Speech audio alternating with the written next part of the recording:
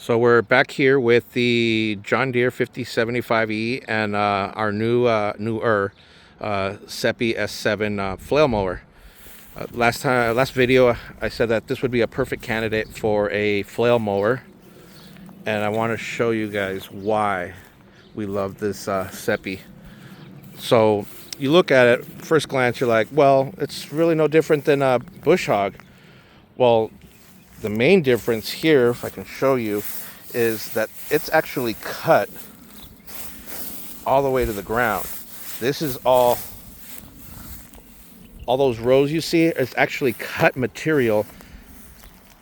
So when you cut it, it comes out evenly distributed through the back of this. So that's why it does look like corn rolls, I guess you can say. But in reality, there is no, it's cut all the way to the ground. Just like your grass at your house with the regular lawnmower, it just cuts it so close to the ground. The only downside I will admit to a flail mower is the dust when it's this dry, because it does create that vacuum to where it lifts everything up and it grinds it up really good. But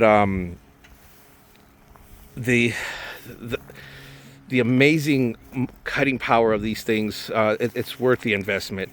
There's a lot of them out there. We decided to spend the extra money and get the Seppi, and so far we're not disappointed. We've had it for about a year. The guard here has since come off. That didn't last too long, but other than that, I mean, this thing has been through a lot and it just holds up so well. This field right here, one of the other advantages that I have is it's a single pass. I just pass by once and it's done. Where I was noticing with the bush hog or the Kubota mower, that, you know, it would do a pretty good job of cutting, but you would have those corn rolls, and I would have to do a second pass coming the opposite direction to make it nice and clean for the customer. So if you're on the fence considering a flail mower, by all means, it's worth the investment. If you're just going to do it, you know, once in a while on a small lot, yeah, maybe just a regular mower will work. But when you're mowing hundreds of acres a year, and time is money, this having to only do a single pass as opposed to multiple passes to make sure that your customer's satisfied with the cut, this is money well spent.